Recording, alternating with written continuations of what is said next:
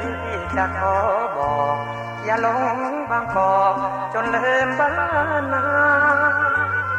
น้องอย่าปล่อยใจอย่าไป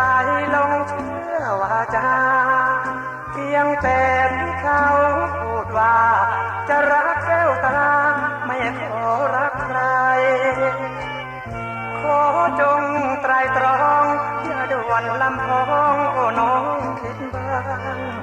ถึงเขาเอาใจทุกอย่างหากหลงเธอคลั่งเจ้าจะเสียหา